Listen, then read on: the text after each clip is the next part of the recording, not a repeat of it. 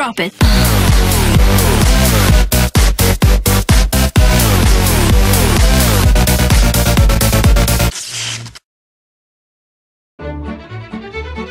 Oh, Phoenix Wright, you're just as silly as your hairstyle.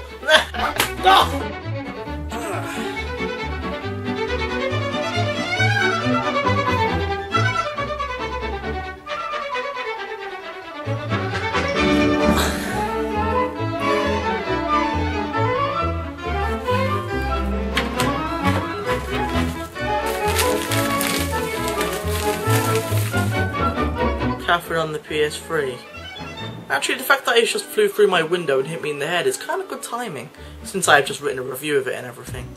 Ever since this game was released back in July 2011, it had always been on my list of games I needed to pick up at some point. But after it arrived in the UK 7 months later, and I finally got the money and energy to get it, I got it for free anyway. From the keys, you might be thinking, why am I so excited to try this game out? It looked stupid. Oh, you'll see.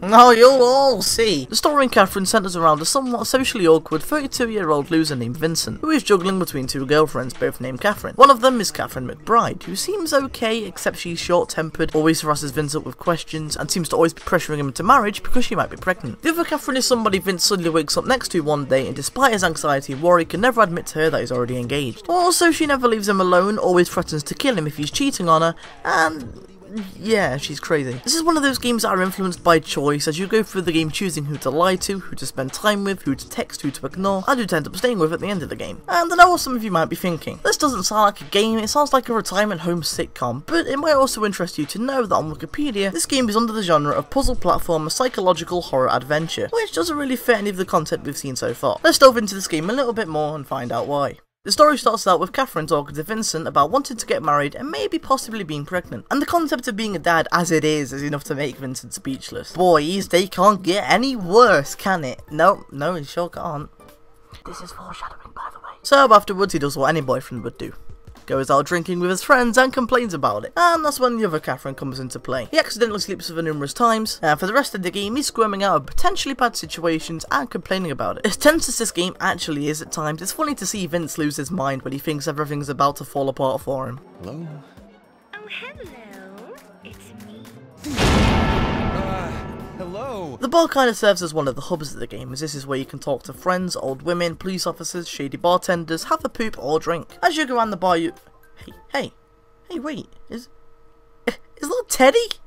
Hey, that's pretty cool. Huh. What was I talking about? And naturally at the end of the day, Vincent goes to sleep to... Is that a sheep? What, walking like a person? Wait, what's with the... What? That's it, I'm getting out of here. So quicker than an Amazon parcel to the head, we throw it to Vincent's nightmares, where you have to manoeuvre, stack and climb up blocks, or else you fall, and if you fall in the dream, you die! Between levels you can talk to other sheep and answer questions which will help determine the ending. But there's one thing that bugs me about these questions. For example, the question, have you ever asked a lover for forgiveness? Now, this could go both ways. The good answer could be yes, because it shows you're caring and want to keep him or her despite your faults, but on the other hand, no could mean you've accepted your faults and realised that because of them you don't deserve to have your lover at all, or maybe no, because you've never needed to ask for forgiveness because you're a good partner. But apparently yes is the good answer to that. Anyway, back to the block game. This is the only real part of the game that involves, well, gameplay, whereas the rest of the game is watching Vincent piss the bed and, I don't know, walking around the bar doesn't really count as gameplay to me. And not only is this minigame really fun, it's also hard! So the point where I originally wrote this review hating on it because it got me that mad. Just be warned that as brilliant and creative these puzzles are, this game is torture for those who get annoyed with having to do the same thing over and over and over and over and over! Also, there are other levels where you have to escape certain bosses like a giant demon in a wedding gown or a baby. Yeah, the metaphors aren't exactly subtle there. And as sure as this review seems, that's really all there is to Catherine. And I suppose in the end it's hard whether to recommend it or not. As much as I am praising it, not only did the difficulty lead me to hate this game for a while, but I wanted to try this game out for the storyline, before realising how awesome the puzzles were. There is definitely a big emphasis on story in the game, but if you really want to play this game for the story above all else, you might be a little bit disheartened when you have to spend 2 hours on another puzzle, before being able to find out what happens next. And that's pretty much Catherine. I did get this game for free, so I guess I can't complain too much, but you know what? this game still deserves an honourable spot in my collection.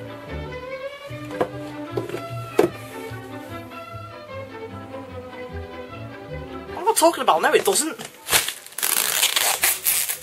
And there we go, I've now got the game packaged again. Anyway, come back from whence you came!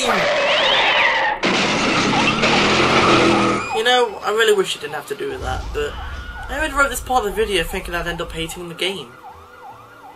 So,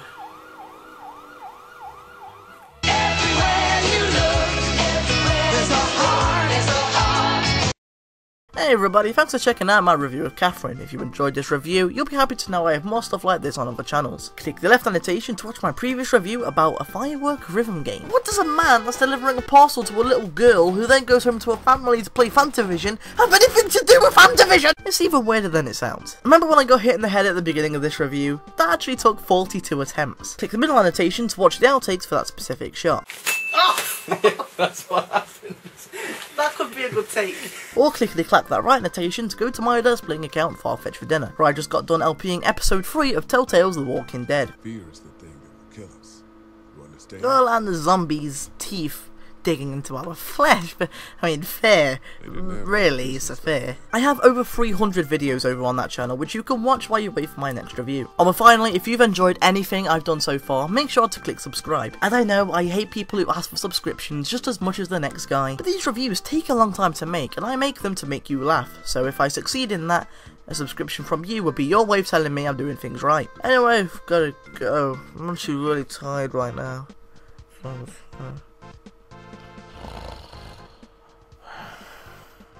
So many sheep. By the way, is it just me, or does the child with a chainsaw sound a lot like Rocco?